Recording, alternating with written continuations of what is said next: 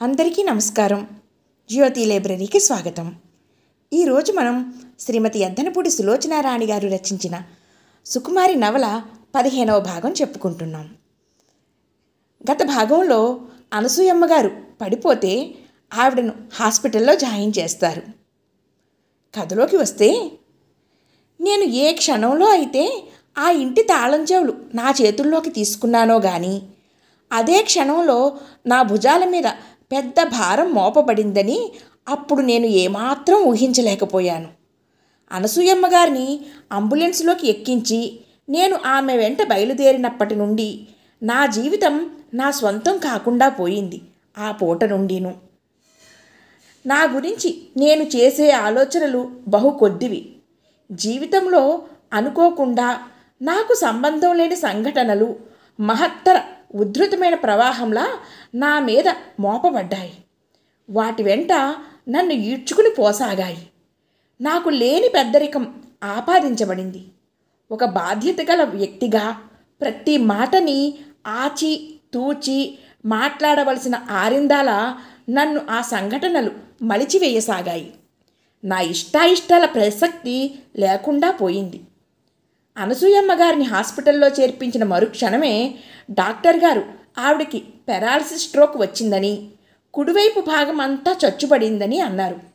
ఆమెకు త్వరగా అందవలసిన వైద్య సాయాన్ని అందజేస్తున్నారు. బ్రహ్మిని మెడ్రాస్ ఫోన్ చేసి సునీత ఎక్కడ ఉందో కనుక్కుని వెంటనే బయలుదేరి రమ్మనమని చెప్పాను.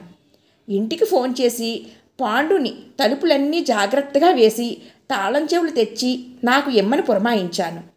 అనసూయమ్మ గారిని హాస్పిటల్లో చేర్పించామని తెలియగానే ఎవరో ఒకరు హాస్పిటల్కి ఎలా ఉంది ఆవిడకి అంటూ రాసాగారు. డాక్టర్ గారు నన్ను పిలిచి, సుకుమారి, ఎవ్వరినీ లోపలికి రానియవద్దు, ఇప్పుడు చూడడానికి వీల్లేదు, ఏదో ఒకటి చెప్పి పంపించేయి అని ఆదేశించారు. వచ్చిన వాళ్ళెవరో బ్రహ్మికి తెలియదు. వాళ్ళంతా దాదాపు అందరూ నాకు తెలుసు. ఎవరికి ఎలా చెప్పాలో నమ్రతగా చెప్పి పంపివేస్తున్నాను. మీరు ఇక్కడ ఉండొద్దు, ప్లీజ్, కావాలంటే ఇంటికి వెళ్ళి ఫోన్ చేయండి అంటూ వాళ్ళని పంపించేసరికి నా తల ప్రాణం తోకకి వచ్చింది. నేను డాక్టర్ గారి ఆదేశం ప్రకారం ఆవిడ దగ్గరే కూర్చున్నాను. మంచం మీద స్పృహ లేకుండా, ఈ శరీరంతో ఏమాత్రం పొత్తు కుదరనట్టుగా, ఏదో లోకంలో వ్యధ చెందుతూ ఆరాటపడుతున్నట్టు ఉన్న ఆమెను చూస్తుంటే నాకు చాలా జాలి వేసింది. పాపం, చిన్న వయసులో తనను హింసించే భర్తను వదిలేసి ఎదురు తిరిగి వచ్చి తన జీవితం సుస్థిరం చేసుకుంది. మాలాంటి ఎందరికో చల్లటి చెట్టులా ఆశ్రయం అంటూ ఒక నీడని కల్పించింది. ఆమె జీవితంలో ఆమె ఏం ఆనందం అనుభవించిందో కానీ చాలామందికి సహాయ సహకారాలు అందించి వారు జీవితాలు నిర్మించుకుని ఆనందంగా ఉంటే తనే ఆనందం పొందినట్టు సంబరపడింది. అందరినీ కలుపుకుని జీవితం అంతా సందడిమయం చేసుకుని ఒంటరితనాన్ని చేతికర్ర చూపించి బెదిరించి పరిగెత్తించింది. ఆమెను చూస్తుంటే నాకు ఎందుకో తెలియదు కానీ చాలా జాలి కలగసాగింది. బ్రహ్మి ఎప్పుడూ అంటూ ఉంటాడు, అనసూయమ్మ గారు ఎండని తను కాసి బాటసారులకి నీడనిచ్చే చెట్టులాంటి మనిషి అని. నీడనిస్తున్నాను అన్న ఆనందంతో కష్టపడి ఎండని భరిస్తున్నాను అన్న బాధని మర్చిపోవడానికి చూస్తారుట. ఈమెకి నేను చాలా రుణపడి ఉన్నాను అనిపించింది. మరునాడు పొద్దుటకి సునీత వచ్చేసింది. అపస్మారక స్థితిలో ఉన్న ఆంటీని చూడగానే నన్ను పట్టుకుని బావురుమని ఏడ్చేసింది. నేను సునీతను దగ్గరకు తీసుకుని ధైర్యం చెప్పాను. సునీత, ఆంటీ ఇన్నాళ్ళు మనల్ని కన్న తల్లిలా చూశారు, ఇప్పుడు మనం ఆమెను చూడాలి అన్నాను. సునీతను ఓదారుస్తూ ఉండగానే ఫోన్ వచ్చిందని నర్సు పిలిచింది. ఫోన్లో మాట్లాడుతూ ఉండగానే డాక్టర్ గారి పిలుపు.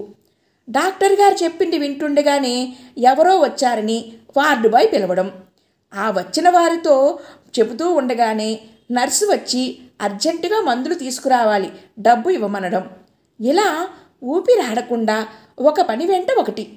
సునీతకి తాళం చెవులు ఇచ్చి ఇంటికి వెళ్ళి డబ్బు తెమ్మంటే నాకు అవేం తెలియవు, నువ్వే చూసుకో అంది. ఆంటీ దగ్గర కూర్చుని ఏడుస్తున్న సునీత తాళం చెవుల వైపు కనీసం చూడను కూడా చూడలేదు.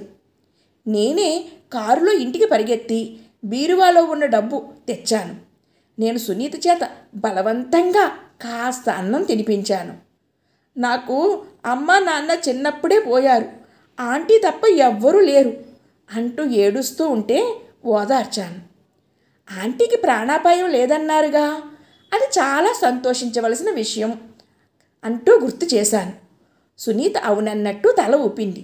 నౌకర్లు అందరూ బెంబేలు పడిపోయినట్టుగా బయట నిలబడి వేచి చూస్తున్నారు. నేను వాళ్ళని పంపి ఉసూరుమంటూ అక్కడ బెంచి మీద కూర్చున్నాను. సుకుమారి, బ్రహ్మి పిలిచాడు. నేను తిరిగి చూశాను. బ్రహ్మి నా ఎదురుగా ఉన్నాడు. రా, కొద్దిగా భోజనం చెయ్యి అంటూ టిఫిన్ గిన్నె నా ఎదురుగా పెట్టాడు. నాకు ఆకలి లేదు. అలా అన్నకు, కొద్దిగా తిను బలవంతం చేశాడు. నేను అన్నం తినబోతుంటే ఇంతలో నర్సు ఫోన్ అంటూ వచ్చింది. నేను లేచి పరిగెత్తాను. లాయర్ గారు చేశారు. అనసూయమ్మ గారి బీరువా తాళం చెవులు ఎక్కడున్నాయి అడిగారు. నా దగ్గరున్నాయి అన్నాను. సరే, జాగ్రత్తగా దాచు, సాయంకాలం నేను వచ్చి తీసుకుంటాను.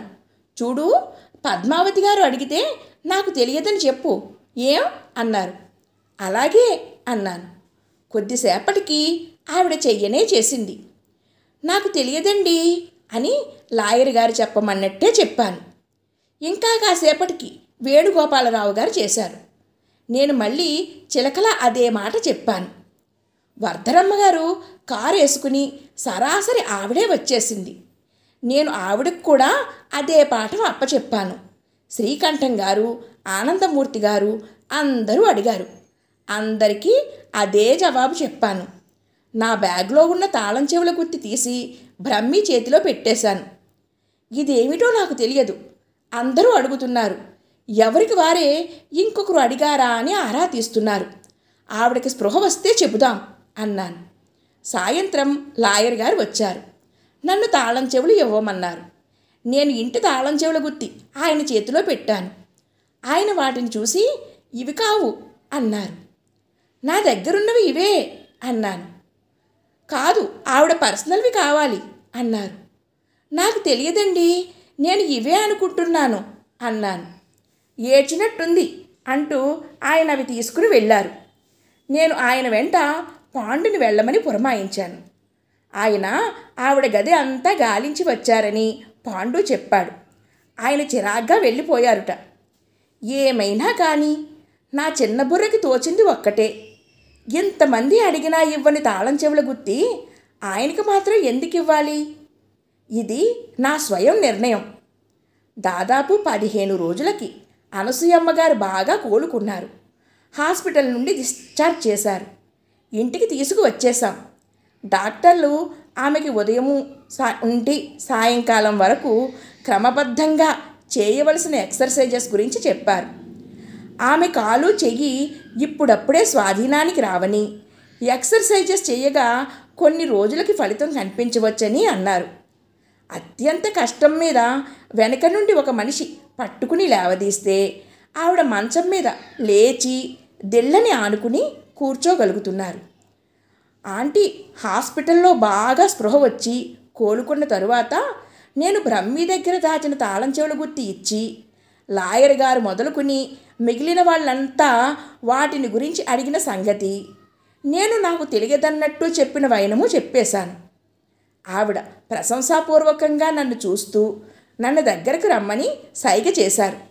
దగ్గరకు వెళ్ళగానే ముఖం వంచి బుగ్గన ముద్దు పెట్టుకుని, చాలా మంచి పని చేశావు, ఆ బీరువా నిండా వాళ్ళంతా వాళ్ళ అవసరాలకి నా దగ్గర తీసుకున్న పైకం ప్రోనోట్లు ఉన్నాయి అన్నారు, నన్ను బ్రహ్మిని కలయజూస్తూ.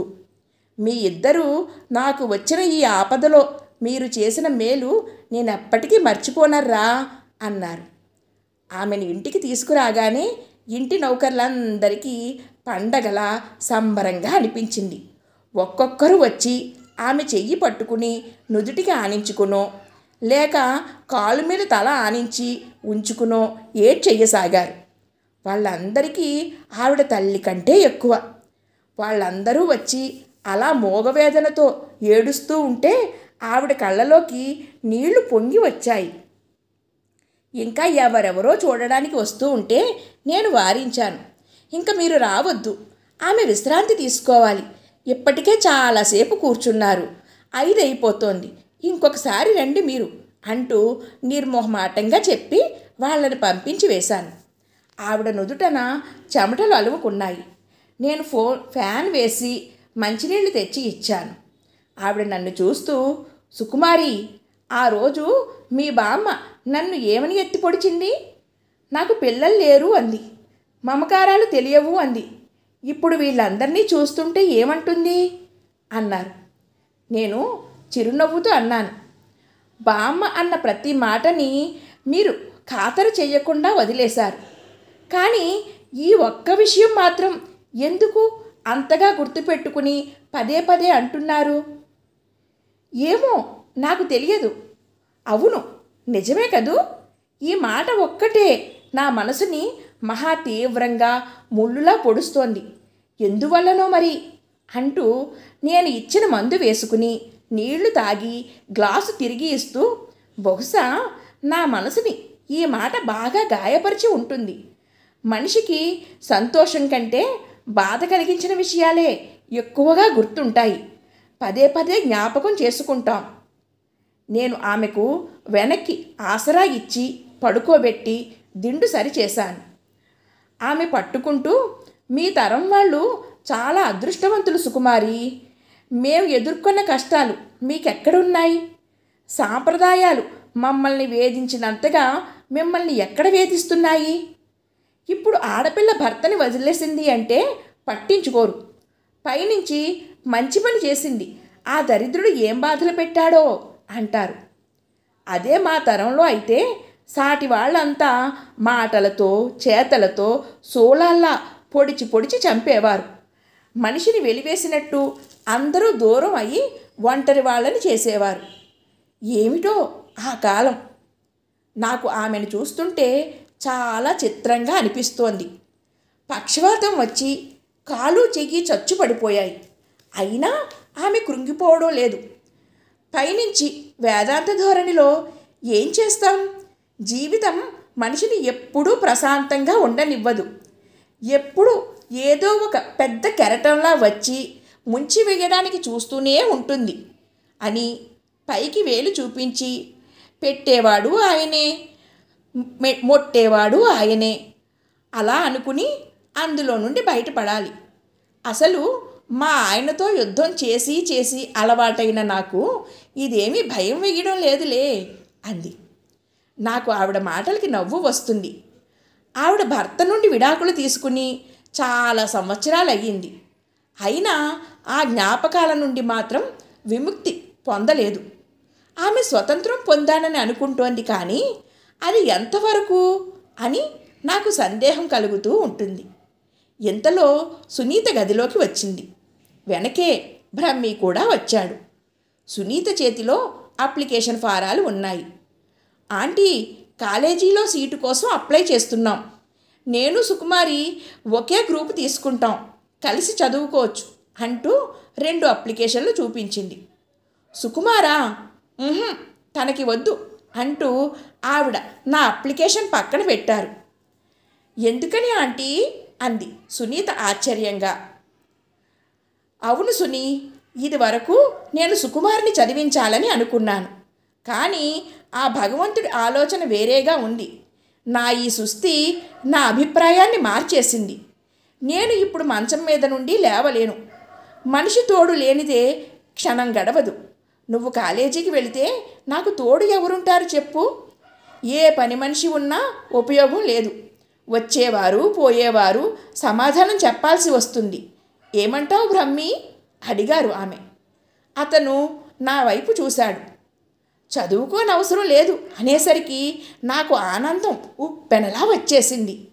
ఆ పుస్తకాలు ముందేసుకుని కూర్చోవడం నా వల్ల కాదు బాబు.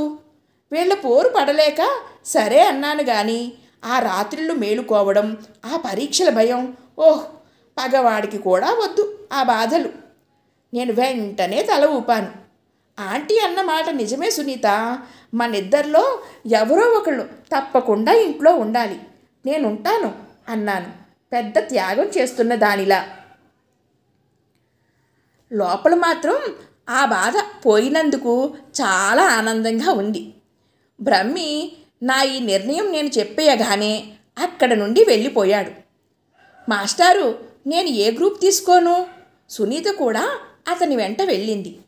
అనసూయమ్మ గారు దగ్గరకు రమ్మని పిలిచి నా చెయ్యి అందుకుని, సుకుమారి, నీ భవిష్యత్తుకు అడ్డం పడుతున్నానేమోనని చాలా బాధగా ఉంది అని నిట్టూరుస్తూ అన్నారు. ఏం చెప్పను, విధి వైపరీత్యం అంటే ఇదేనేమో. నేను ఎప్పటికీ మా సునీతకు తోడుగా ఉంటావని నిన్ను మా ఇంటికి తెచ్చుకున్నాను. కానీ నాకు జీవితంలో ఎలాంటి అవాంతరం ఎదురవుతుందని, నాకే నువ్వు ఒక ఆసరా అవుతావని, ఆ భగవంతుడు కేవలం నా కోసమే నిన్ను మా ఇంటికి పంపించాడని నాకు ఇప్పుడు తెలుస్తోంది. ఆంటీ, దయుంచి అంత పెద్ద మాటలు అనకండి. మీ దగ్గర సాయం పొందిన నేను ఈ చిన్నది చెయ్యడం గొప్ప కాదు అంటుంటే నా గొంతు గద్గదికం అయ్యింది. ఆ మాటలు నేను మనస్ఫూర్తిగానే అన్నాను. ఈమె సాయం చెయ్యకపోతే నేను ఆ నరకంలో నుండి ఈ జన్మకి బయటపడేదాన్నా? ఆమె దిండు కింద ఉన్న తాళం చెవుల గుత్తి తీసి నా చేతుల్లో పెట్టారు. చూడు, నన్ను, సునీతని, ఈ ఇంటి గౌరవాన్ని నీకు అప్పచెబుతున్నాను. నాకు తెలుసు నువ్వు ఇంకా చిన్నపిల్లవే, నీకు ఇది వయసుకు మించిన బరువు. కానీ ఏం చేస్తాం, కొంతమందికి అదృష్టమో దురదృష్టమో చాలా చిన్న వయసులోనే బాధ్యతలు నెత్తిమీద పడతాయి. అది భగవదనుగ్రహం అనుకుని చిరాకు పడకుండా ఆ బాధ్యతలని గ్రహింపు చేసుకుని ఆ శ్రమకి ఓర్చుకుంటే పెద్దయిన తరువాత తప్పకుండా మామూలు మనుషులకు దొరకని ఫలితాలు దొరుకుతాయి. నువ్వు కూడా ఇలాంటి వ్యక్తివే అనుకుంటున్నాను. మీరు నిద్రపోండి ఆంటీ, డాక్టర్ గారు ఏమని చెప్పారు? విశ్రాంతిగా ఉండమని అనలేదు అంటూ ఆమె దిండు సరిచేశాను. వేసుకున్న మందు పనిచేస్తూ ఉన్నట్టుంది. ఆమెకి నిద్రమత్తు ఆవరిస్తున్నట్టుగా కళ్ళు మూసుకున్నారు. నేను ఆమె గది తలుపులు దగ్గరకు వేసి యువతలకు వచ్చాను. ఎదురుగా వంట మనిషి ఎదురయ్యింది. సాయంత్రం భోజనంలోకి వంట అంది. వంట ఇంట్లోకి పద, కూరలు ఏమున్నాయో చూస్తాను. ఆంటీకి సూప్ చెయ్యాలి. సునీత వేపుడు కూర లేనిదే అన్నం తినదు అంటూ వంట ఇంట్లోకి వెళ్ళి వంట ఇంట్లో పని చూస్తుండగానే ఇంతలో గౌరమ్మ అనే ఆవిడ వచ్చింది. ఆవిడ పాలు అమ్ముకోవడానికి ఆంటీ దగ్గర డబ్బు అప్పడిగి జెర్సీ ఆవు ఒకటి కొనుక్కుంది. నెల నెల పైకం కొంత తిరిగి చెల్లిస్తోంది. ఆమె డబ్బు ఎంత కట్టాలో నాకు తెలుసు. ఫైల్ తీసుకువచ్చాను. డబ్బు ఇంకా ఎంత కట్టాలో లెక్క చూసి చెప్పేసరికి నా తల ప్రాణం తోకకి వచ్చింది. ఈ లెక్కలే నేను ఇష్టం లేకపోయినా తప్పకుండా నేర్చుకోవలసి వస్తోంది. తప్పులు చెబితే ఇంకేమైనా ఉందా? 100 జన్మలు ఈ ఇంట్లో పనిచేసినా నా రుణం తీరదు. చీకటి అయ్యింది. ఇంట్లో లైట్ వేస్తుంటే బ్రహ్మి వచ్చాడు. పద, నాతో బయలుదేరు అన్నాడు. ఎక్కడికి? ఆశ్చర్యంగా అడిగాను. నా గదికి. నేను ఇంకా ఆశ్చర్యంగా చూశాను. నీ గదిగా? ఎందుకు? పనుంది అన్నాడు దారి తీస్తూ. నేను సునీతతో చెప్పి నేను ఇప్పుడే వచ్చేస్తా, ఆంటీ నిద్రపోతున్నారులే, 8:30కి మళ్ళీ మందు ఇవ్వాలి అన్నాను. నేను చూస్తానులే, నువ్వు వెళ్ళిరా అంది. నేను చెప్పులేసుకుని బ్రహ్మి వెంట బయలుదేరాను. ఇద్దరము బస్సులోనే వెళ్ళాం. అతను అవతల సీటులో, నేను ఇటువైపు సీటులో కూర్చున్నాం. నేను అతని వైపు చూశాను. అతని ముఖం చాలా సీరియస్గా ఉంది. నాకు తెలుసు అతను ఏం మాట్లాడతాడో. నీకు బుద్ధి ఉందా లేదా? చదువు మానేస్తావా? అతను గదిలో నన్ను కూర్చోబెట్టి అటూ ఇటూ పచార్లు చేస్తూ నా ముందు మాట్లాడుతూ కోపగించుకోవడం నా కళ్ళ ముందు కనిపిస్తోంది. దానికి చెప్పడానికి సమాధానాలు నేను సిద్ధంగానే పెట్టుకున్నాను. నాకేం భయం అనుకోసాగాను. మిగిలిన కథ తరువాయి భాగంలో చెప్పుకుందాం. Thank you friends. సర్వే జనా సుఖినో భవంతు. జై హింద్.